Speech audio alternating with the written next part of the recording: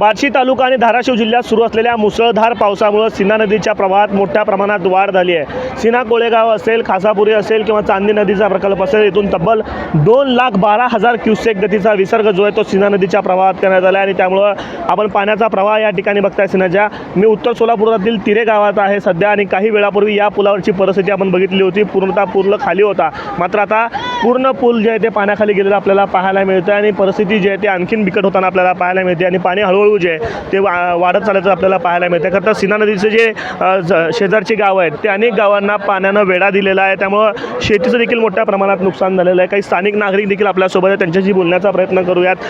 खरं तर दादा, सीनेला खरं तर पाणी सोडण्यात यावं यासाठी अनेकांनी अनेक वेळेस आंदोलन केलं, मात्र आज परिस्थिती अशी आहे की पाणी नको म्हणण्याची वेळ आलेली आहे, इतक्या मोठ्या प्रमाणात पाणी आहे। बरोबर आहे। कसं आहे की सीना नदीकाठ हा पूर्वीपासूनच दुष्काळासाठी प्रसिद्ध होता, परंतु आता गेले आपण 2020ला बघितलं की अशाच प्रकारची परिस्थिती या ठिकाणी आलेली आहे। पात्र छोटंसं लहान आहे आणि हे पलीकडच्या बाजूला मोहोळ तालुका आहे आणि ह्या बाजूला उत्तर सोलापूर तालुका आहे, तर एवढं पाणी नुकसान होतं। सीना नदीकडची जी 10 गावं आहेत, पाकणी आहे, शिवणी आहे, तिरे आहे, पाथरी, तेलगाव, डोणगाव आणि नंदूर, ही जो भाग आहे उत्तर सोलापूर तालुक्यातला, याला पुराचा झटका फार मोठ्या प्रमाणात बसलेला आहे आणि त्यामुळं शेती, ऊस शेती जी आहे ती ऊस शेती धोक्यात आलेली आहे। खासदार पंडितराव शिंदे यांच्या मार्गदर्शनाखाली आम्ही उत्तर सोलापूर तालुक्याचा मी अध्यक्ष आहे काँग्रेसचा, आम्ही ह्या भागाचा दौरा केला, लोकांना दिलासा दिला। ताईंना काही लोकांनी फोन केले की आपण सुद्धा परिस्थितीचं त्या ठिकाणी हे करावं।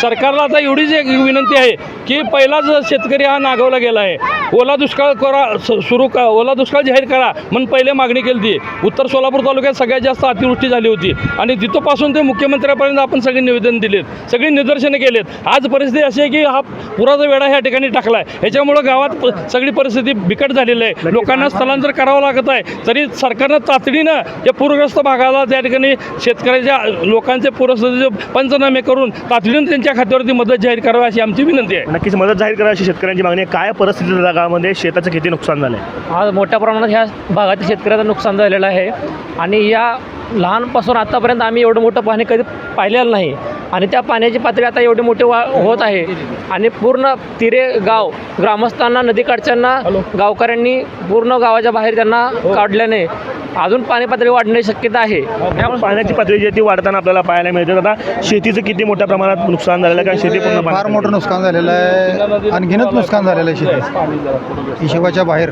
फार लोकांचे दैन्य शेतकऱ्याचे हाल व्हायला लागले। पिकं काय होती प्रामुख्यानं गावामध्ये जी पाण्याखाली गेली जातात? पिकं ऊस होते, केळी होत्या, परत बरेच बागायती पिकं होते, द्राक्ष होते।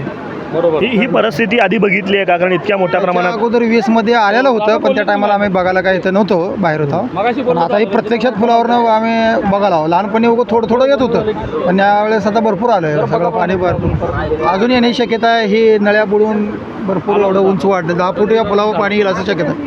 नक्कीच, कारण 2020 साली अशाच पद्धतीनं पूर आलेला होता, त्यावेळेस देखील दगडी पुलावरती पाणी होतं। मात्र 5 वर्षानंतर ही परिस्थिती पुन्हा आलेली आहे, त्यामुळे लोक जे आहे ते ही पाणी करण्यासाठी येत आहेत। गर्दी जी आहे ती लोकांची या ठिकाणी आपण बघताय। मोठ्या प्रमाणात नुकसान जे आहे ते शेतीचं आणि घरांचं आपल्याला उत्तर सोलापूर तालुक्यामध्ये होताना पाहायला मिळतोय। कॅमेरा पर्सन अयूब कागदीसह आफताब शेख, एबीपी माझा, सोलापूर। एबीपी माझा, उघडा डोळे बघा नीट।